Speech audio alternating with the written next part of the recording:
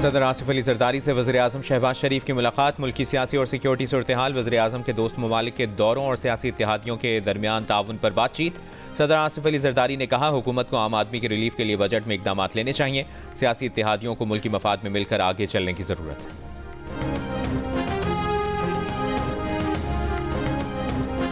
अगले माली साल के बजट पर पाकिस्तान और IMF के मुज़ाकरात का एक और दौर 2 रोज़ में होने का इम्कान। हुकूमती ज़राए का कहना है कि IMF से मुख्तलिफ शोबों से मुतवक्किल टैक्स आमदन के मनसूबे को हतमी शक्ल दी जा रही है। दिफाई बजट और सब्सिडी के हुजूम पर भी बातचीत जारी है।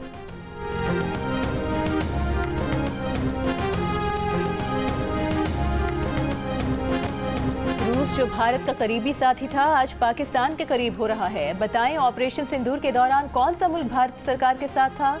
पाकिस्तान आलमी सतह पर कामयाबियां समेट रहा है। भारत की खारिजा पॉलिसी कहां है? कांग्रेस के सीनियर रहनुमा पवन खेरा ने मोदी सरकार की खारिजा और सिक्योरिटी पॉलिसी पर सवाल उठा दिए। कहा, मोदी की खारिजा पॉलिसी या मुल्क की सिक्योरिटी पर सवाल उठाओ तो गद्दार कह दिया जाता है। कुवैत, ईरान और दीगर खलीजी ममालिक पाकिस्तान के साथ मुआहदे कर रहे हैं। चीन, रूस और कोलंबिया पाकिस्तान के साथ खड़े हैं और अमेरिका भारत को धमका रहा है।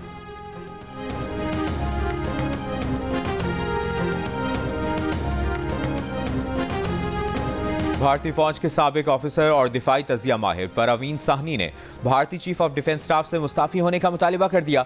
अपने बयान में परवीन साहनी ने कहा कि जनरल अनिल चौहान का ये एतराफ़ कि भारतीय फ़ज़ाइया के तैयारे 2 दिन तक ग्राउंड रहे उनके मुस्ताफी होने के लिए काफ़ी है। परवीन साहनी का कहना है कि जब से मोदी इक़्तिदार में आए हैं, भारतीय फ़ज़ाइया तनज़्ज़ुली की तरफ गामज़न है। ऐसे एतराफ़ात के बाद भी ऑपरेशन सिंदूर की कामयाबी का दावा करना अजीब है।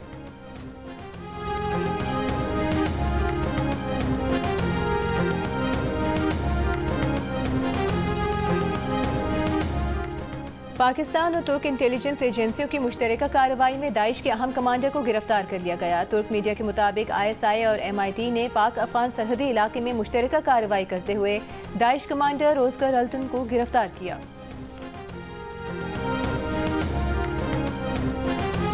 वज़ीर ख़ज़ाना मोहम्मद औरंगज़ेब का सारिफ के एतमाद में इजाफे से मुतालिक इप्सॉस सर्वे के नताइज का खैर मकदम। कहा, सर्वे के नताइज हुकूमत की मरबूत और ज़िम्मेदाराना मुआशी हिकमत अमली की कामयाबी के अक्कास हैं।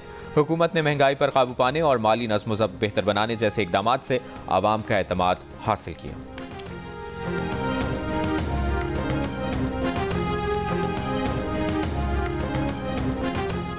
तनख्वाहदार तबके के लिए टैक्स की शरह में मुजवजा कमी पर IMF से इत्तफाक के राय का इम्कान। FBI ने सालाना 6 लाख से 12 लाख रुपए तक आमदन वाले अफराद पर सिर्फ 1% टैक्स लगाने की तजवीज़ दी है, जो मौजूदा 5% की शरह से कम है।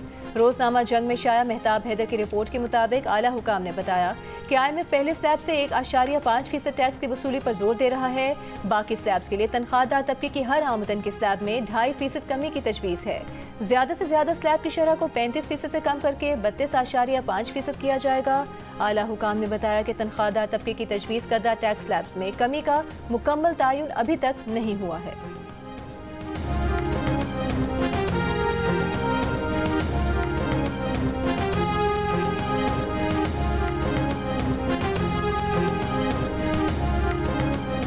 वज़ीर आज़म के मुआवने खुसूसी ब्लॉकचेन क्रिप्टो बिलाल बिन साकिब ने कहा है कि हम कोई पैसे खर्च करके बिटकॉइन नहीं खरीदने लगे, इसमें कोई सरमायाकारी नहीं कर रहे, बल्कि दुनिया की दूसरी कंपनियों को पाकिस्तान में इन्वेस्टमेंट पर बिजली फराहम करेंगे। क्रिप्टो को रेगुलेट ना करना रिस्क है। क्रिप्टो शफाफ और ट्रेसेबल है।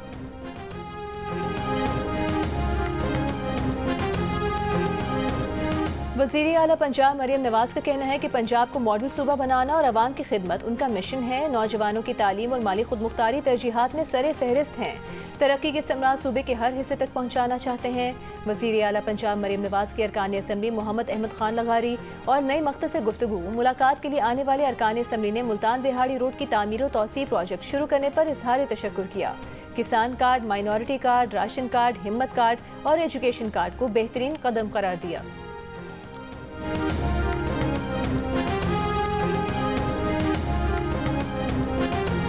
खैबर पख्तूनख्वा हुकूमत का सूबे के तमाम सरकारी स्कूलों में 100% फर्नीचर फराहम करने का फैसला।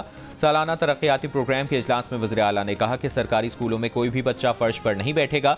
अगले माली साल के दौरान सरकारी स्कूलों के हर बच्चे को फर्नीचर की फराहमी यकीनी बनाई जाए। अली अमीन गंडापुर ने कहा कि सरकारी स्कूलों में तदरीस के मयार को भी बेहतर बनाने के लिए खुसूसी प्रोग्राम शुरू किया जाए।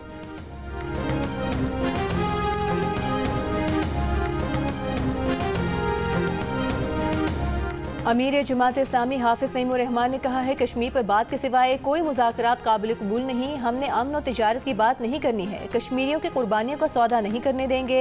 हैदराबाद में जलसे से खिताब करते हुए कहा कि गजा में रोज़ बच्चों को कत्ल किया जा रहा है। बच्चे भूख से मर रहे हैं। इसराइल डॉक्टर सहाफ़ियों समेत सबको मार रहा है। ऐसी अक़वाम मुत्तहिदा का क्या फ़ायदा जो जुल्म को ना रोक सके।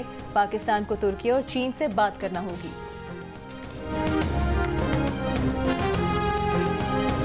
जमीयत उलमा इस्लाम ने कम उम्री की शादी की ममानियत का बिल मुस्तरद कर दिया। मौलाना फजलुर रहमान ने कहा कि मुल्क में कुरान और सुन्नत के मुनाफी कानून साजी हो रही है। दीन में शादी के लिए उम्र की हद नहीं बलूगत की शर्त मुकर्रर की गई है। जो काम शरई तौर पर जायज़ है उस पर कैद और जुर्माने की सजाएं दी जा रही हैं। पेशावर में सहाफ़ियों से गुफ्तगू में कहा कि पीपल्स पार्टी तो अपना सेक्युलर चेहरा दिखाना चाहती है, मगर नून लीग ऐसा क्यों कर रही है। पार्लियामेंट ने चंद रोज़ पहले इस्लामाबाद में कम उम्री की शादी की रोकथाम का बिल मंजूर किया था। सदर आसिफ अली जरदारी ने 30 मई को बिल पर दस्तखत किए थे।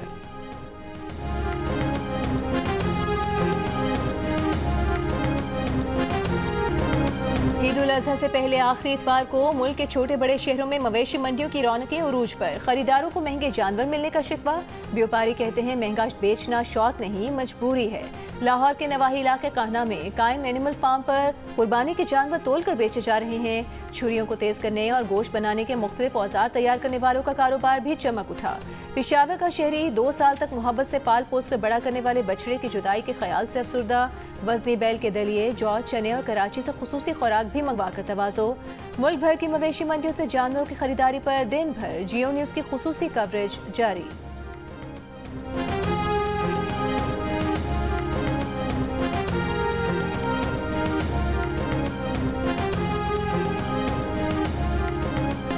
ईद कुर्बा पर आप कौन सा जानवर लाए हैं और इसका ख्याल कैसे रख रहे हैं, या कौन सा जानवर लाने की तैयारी है। कुर्बानी के जानवर के साथ अपनी 10 सेकंड की वीडियो जियो न्यूज़ के साथ शेयर करें। हम आपकी ईद उल अज़हा की तैयारियां सबको दिखाएंगे। हमारा नंबर आपकी स्क्रीन पर।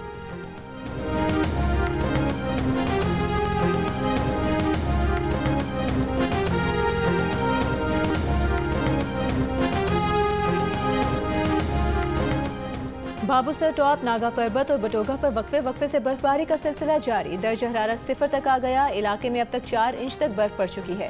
गुज़िश्ता रोज़ की लैंडस्लाइडिंग के बायस शाहराह कराक्रम आज भी बंद। बलोचिस्तान और सिंध के मुख्तलिफ इलाकों में शदीद गर्मी।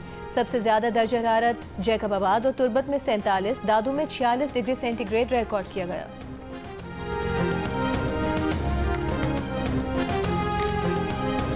गजा पर इसराइल की वहशियाना बमबारी, इमदाद के लिए जमा लोगों पर गोलाबारी, फायरिंग। सुबह से अब तक मजीद 40 से ज़ायद शहीद, 70 से ज़ायद रिहायशी इमारतें तबाह। अमरीका ने अपनी गजा जंगबंदी तजावीज़ पर हमास के जवाब को नाकाबिल कबूल करार दे दिया। हमास का कहना है कि अमरीकी तजावीज़ में फ़लस्तीनी कैदियों की रिहाई के बदले यरगमालियों के तबादले की बात शामिल, लेकिन मुस्तकिल जंगबंदी और गजा से इसराइली फ़ौज का इनखला शामिल नहीं।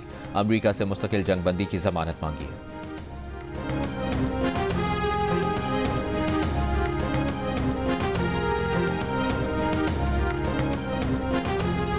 सऊदी वज़ीर ख़ारिजा फैसल बिन फरहान ने अरब वज़ीर ख़ारिजा को रामल्ला के दौरे की इजाज़त न देने के इक़दाम को इसराइल की इंतहा पसंदी करार दे दिया।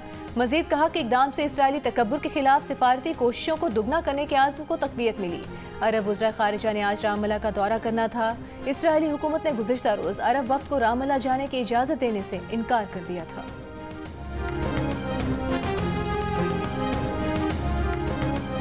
रूस का यूक्रेन के फौजी तरबियती मरकज़ पर मिसाइल हमला। यूक्रेनी फौज के मुताबिक रूसी हमले में 12 फौजी हलाक, 60 से ज़ायद जख्मी हुए। यूक्रेन के भी रूस पर ड्रोन हमले, 40 से ज़ायद रूसी फौजी तैयारों को निशाना बनाने का दावा।